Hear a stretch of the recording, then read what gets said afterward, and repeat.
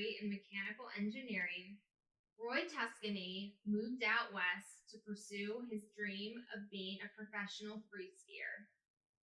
However, in 2006, Roy suffered a life-altering injury that left him paralyzed from the waist down. This was the catalyst for the creation of his nonprofit foundation, High Fives. Roy has since received the Spirit Inspires Award from Disabled Sports USA in 2011, and at one point has held the world record for the most high fives in a 24-hour period. He now lives in Reno, Nevada with his wife and son, Gunnar, and enjoys finding fun in everything he does. So can you tell us how you were introduced to skiing and what the passion is for you with skiing? In third grade, my mom said that I had to pick a winter sport and I could choose between hockey or skiing. And in third grade, I was like 42 pounds, very small. And I just was afraid of getting checked into the boards. So I picked skiing. There was an after school program. And from the first time I slid on snow, I just thought it was the coolest sensation. It was just always gliding. And it was just a really fun way for me to travel. I think I really enjoyed the way that you could move down the mountain using gravity and skis. That's awesome. I ski. I don't ski as much anymore. I'm actually very fearful of skiing. To make a long story short, I get so fearful. And one time I was on top of the mountain. I was like, I can't go down this. I'm only going down greens. And I actually had to get one of the EMS ski patrols to come and like take me down the mountain. It was like the craziest thing. But skiing's great. I love snow. I love powder. Yeah, that's awesome. I'm glad that you got into skiing. So what has your experience been like as a competitive skier? Before my accident, I loved to compete. It was always something that was thrilling and at the same time, rewarding as, positively doing well in a competition. But, as I started to phase out of that, I realized that there was a better chance of doing things, working with brands and coaching and just finding other ways to stay within skiing so that skiing could be a part of my life that also helped make, you gotta make money somehow. So that was like the direction. And, unfortunately one day just, an accident happened that like really changed the course of my life. Right. Oh, absolutely. So getting into your accident, it is unfortunately common for accidents to happen on the ski, when skiing. It's not uncommon, let's put it that way. But it's an unfortunate situation. But so you sustained a serious injury. So can you tell us about what happened in your what happened is, so what happened that caused you to have an injury? I was skiing in Mammoth and I had been there a couple weeks prior coaching kids from the academy that I was working at. And that day, it was earlier in the day, new skis, and I ended up going 130 feet on a 100-foot jump and coming down from 30 feet in the air, and the resultant impact into the snow burst fractured my T12 vertebrae into my spine and caused partial paralysis from the belly button down.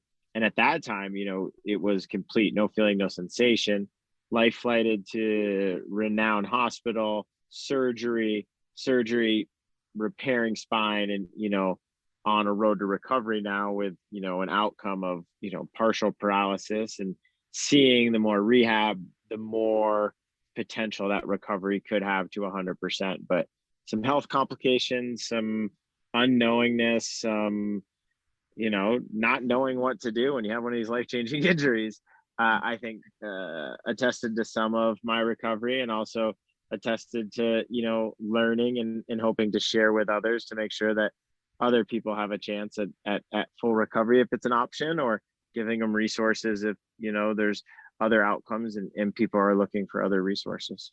Yeah, no, absolutely. And so it's my understanding that you have partial paralysis, from, you said, your belly button down. Are you wheelchair bound, or do you use a wheelchair?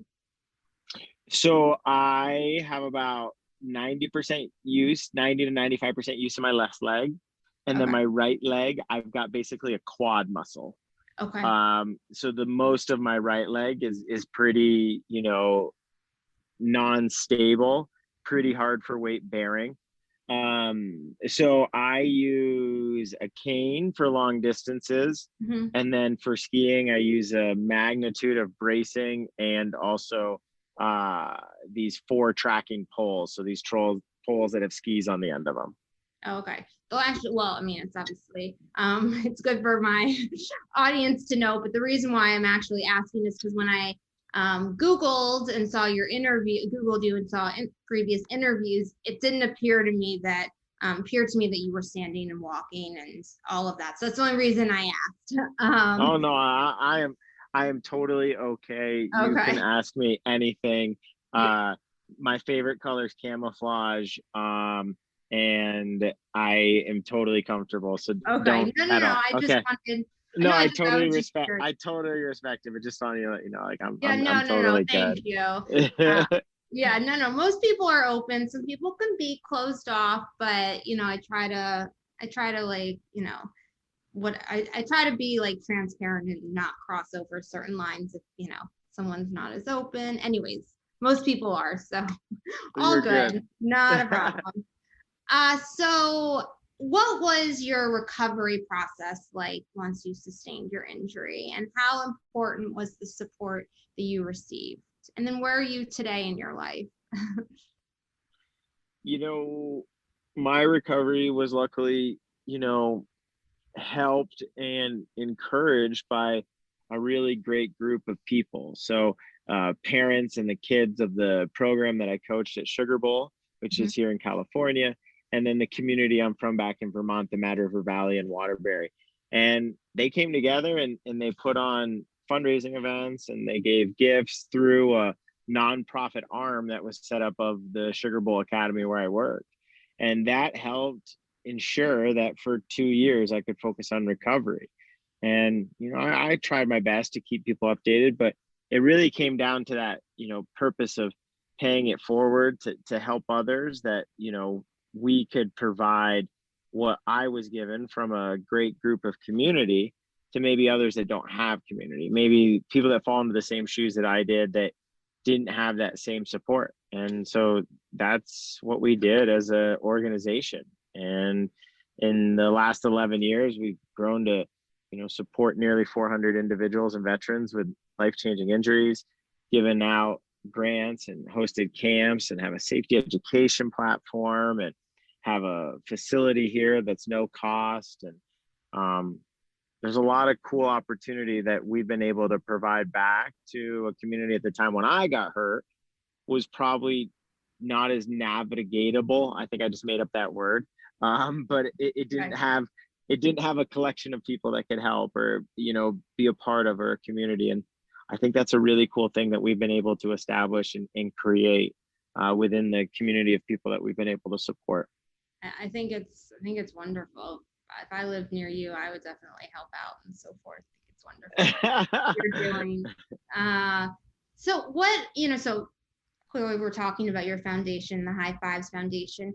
What, you've devised all these different programs and have come a long way, but what are your goals? Do you have any like further missions, in the future, in the next, I want to say 5 years? I'm sure there's a lot more.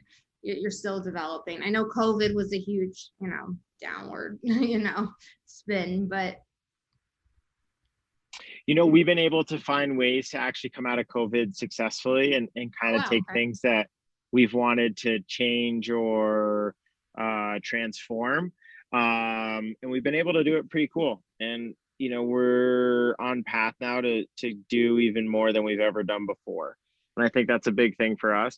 We've got some ideas. We've done a great job establishing our vision of becoming the safety net of the outdoor sports community in the last 11 years. But I think what could be next is how can we take what I like to call the magic, the sauce, our ohana, the Hawaiian word for family, and start to provide it to more, so that we can open up our mission. I also think that we could start to look at ways to create more adaptive opportunities. And I think we could also look at ways to create more like direct full circle type of recoveries from injury and back to sport in a way that's really streamlined for individuals. So those are some stuff. And I think the coolest thing is, we're always looking at ways of moving forward. And I think we got a great conceptual idea of how to do it. It's great. Yeah. I think you're only going to move more forward. And I think people with COVID have learned a whole lot. It doesn't need to be just necessarily with adaptive sports, but can be with a whole slur of things. And I think it's only going to make our world stronger, at least for those that want to put in the effort and, so forth. But yeah, we've certainly learned a lot with COVID. So on your website, it says an adaptive sports foundation, or your High Fives Foundation. It says an adaptive sports foundation with heart. Can you elaborate on what the foundation, like, kind of, like, I guess more specific, because we just kind of talked about it interchangeably, but what's like your biggest mission?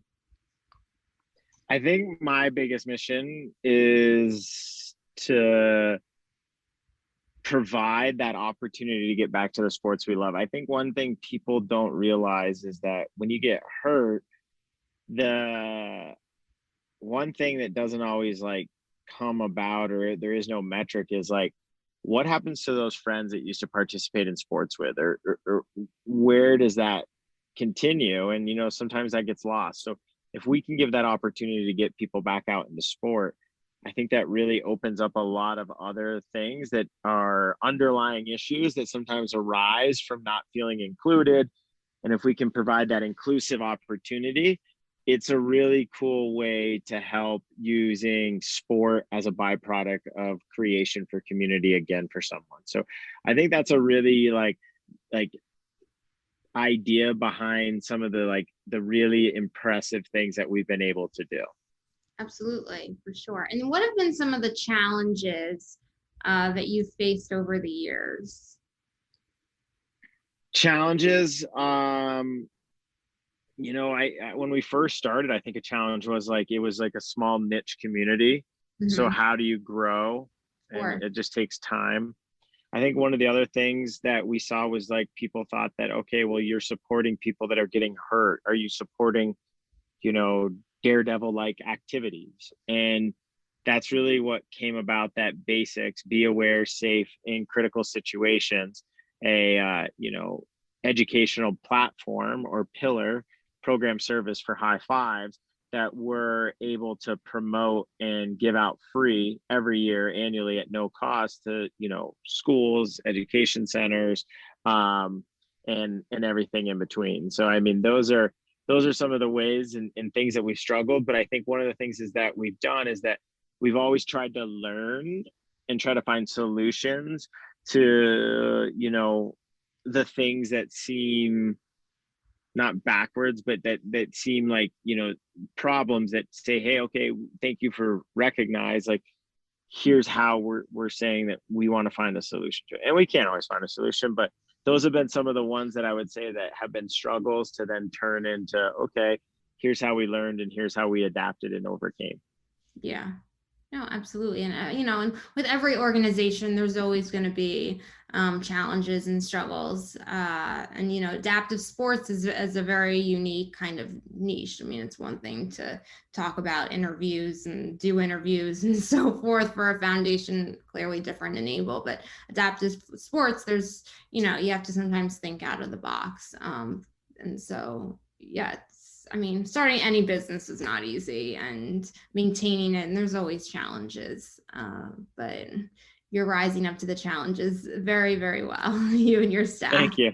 Yeah, no, absolutely. So can you share a little bit of a background on your basics and then your military to the mountain programs? Sure. So military of the mountains, I'll talk about first because we just concluded one and about to do another. And what's going on is we host disabled veterans through 9 weeks of personal training. And then at the end of 9 weeks, they come skiing and snowboarding. And for the first time ever, we're doing a second group this year and bringing them to Granby Ranch, Colorado. We just concluded working with 18 veterans here in Squaw Valley, where they came from Reno, Nevada, and then they came from Dallas, Texas.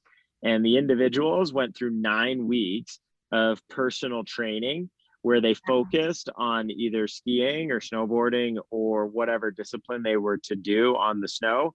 And then they come here and it's a week of fully everything.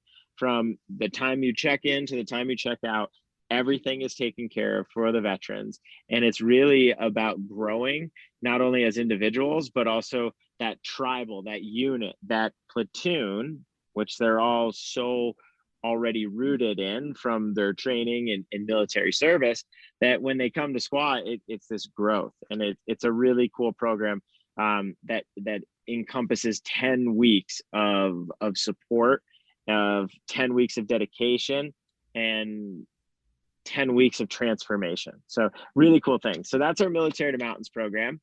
And our basics program is that answer to that, kind of what was one of those struggles when the foundation started questions is, people thought, okay, if you're helping people after they get hurt, are you promoting people to be more daredevils? And basics is an acronym for be aware, safe in critical situations. And the conceptual idea behind the program is to provide educational material to young minds to help them understand the adherent dangers that exist in the winter sports. And every year for 11 years, we've been producing video-based documentaries that are then shared. We used to do live presentations. We've now transformed into a virtual presentation slideshow with video interaction. And so it's a transforming of the message, but it's still that same idea of how can we help young individuals understand the potential dangers that exist in the winter sports. Yeah, and that's it's definitely very, very important, especially when you're getting into a sport like skiing. And it's not necessary.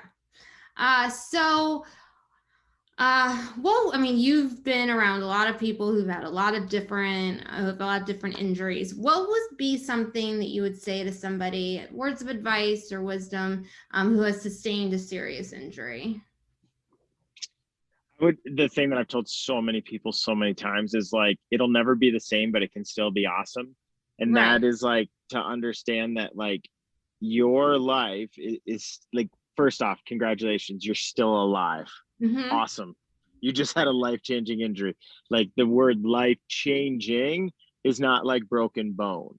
Mm-hmm. It's much different. So congratulations, you're alive. Okay, from here, there are going to be some deficits. There's going to be changes. There's going to be some sort of transformation that's going to happen. But what you need to always understand is it's never going to be the same prior to the injury. And I think that's a really big thing for people to be able to let go so that they can start to move forward. And it really comes down to this idea of like a wall, like here's your injury. Do you look at your injury where you're constantly looking at it and looking this way? Or do you look at it from this side and you're looking at it, you're going that way? And this way saying, I see my future. This way is like always wishing you can hit rewind. Mm-hmm. It doesn't work, unfortunately. So when you can get over the wall, I think this really allows people to propel in their recovery as well. The other thing too that I've really taken to heart is a close friend, Paul Bassigo. She Red Bull athlete that had a spinal cord injury and Red Bull Rampage mountain biker. He had to film Any One of Us on HBO. And I think one of the things that Paul has said that's always resonated really heavily with me is like, there's always someone who has it worse who would give anything to be in your shoes. And yeah, that's like, that doesn't really do anything for you outside of understanding that it's like, okay, I need to celebrate what I have. Right. And I think that's a really strong like mental way to look at the complications or the deficiencies or the lack or the imbalances that are created by a disability, but then understanding, okay, hold on, there's someone that would give anything to be in the shoes that I'm in. So what do I have and what can I do with what I have? Right. Absolutely. I totally agree. So obviously with your foundation, but again, just over the years with with people who have a variety of different conditions, what have you seen to be the biggest breakthrough technologically for adaptive equipment?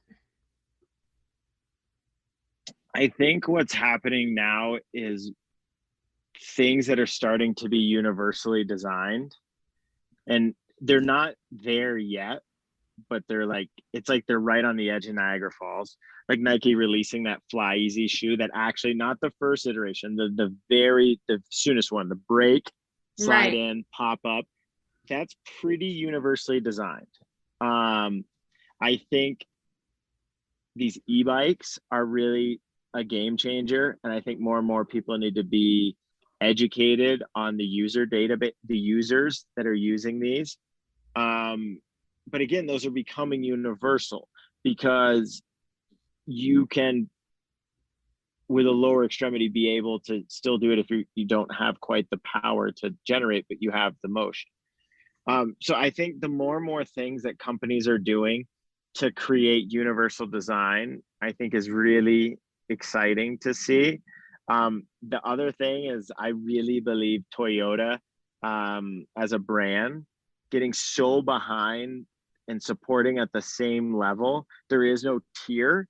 The Olympic and the Paralympic athletes that are supported by Toyota are here. There's no tier. And a lot of companies usually are like this. And Toyota says, no. We're a company that's looking for solutions within mobility. And that starts with learning from the individuals who are, pushing the limits of what their body can do. And so as a brand, I think what they're doing hopefully starts reciprocating with other companies to say, hey, everybody's got a brain and a heart. Okay, we're even. Let's even every stuff out there too. Mm-hmm. Yeah, I mean, I think there's just so much with technology, and it's great for people with disabilities, medical conditions specifically, but it's just stuff that you can't even keep up with. I mean, it's amazing to see what is out there and what keeps coming out there for adaptive equipment for sure. So you started, I won't say just started, but you started surfing, which is great. Congrats. I've never surfed my entire life. I think I'd be terrified. I'm a little timid of a person. But besides the point, what is it like having a disability and surfing? Is there adaptive equipment? Because it's not an easy sport from what I've seen. So kind of how are you able to do it?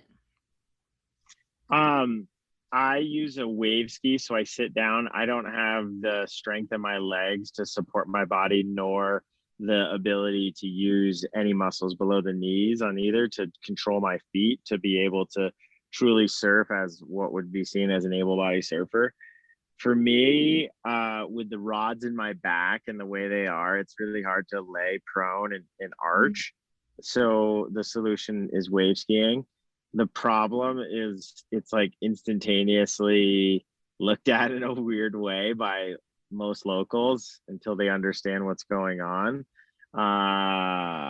But it does give that freedom of surfing. And I'll tell you what, that glide, that like freedom is something that's on par with that first day of ever going skiing. And I think the coolest part is like, depending on the size of the waves that day, most of the time anybody can go out at least to where the waves are breaking and just hang out with everyone. So I think it's a really cool, inclusive way to get away from the norm and feel free and not feel like you're like not included. I love that about it. I would love to come and like see. I mean, it's like interesting because like I do sports. I mean, I swim. I work out. That's what I do from a physical standpoint. But like what you said, it's like, but like specifically the water and just it's a feeling. It's not necessarily for the actual like wave. I think there's something special about being in an environment or being somewhere where you feel good about something and it's not just, oh, it's fun, like whatever. And I think, well, anyone who works out and obviously that endorphin rush, I mean, who doesn't love that? I mean, it's amazing. But good for you. Sorry, do you think you're ever going to start or maybe actually have something with adaptive sports specific with surfing? You know, we do some adaptive surf camps and we You do? do Okay. some support of some adaptive surf contests. But for us, we really look at, you know, how can we get people independent in surfing? Right. Absolutely. But if you're ever near Seagirt, New Jersey, I can set you up with the best adaptive surf coach in the world. Really? Okay. Well, so I live in New York, but yeah, maybe I'll come out to New Jersey and like, yeah, I'll let you know for sure. I'll set you up with the best of the best. Okay. All right. Yeah, no, I'll definitely go for it. I'm going to be the most timid person. I mean, but why not? I have to get over my fears. I mean, I'm also a girl, so I'm not like, I don't know, it's just different for me. But no, I'll do it for sure. I'd love to do it. Awesome. So yeah, all right. Well, this was wonderful. Those were my questions. It was so much fun chatting with you. Thank you.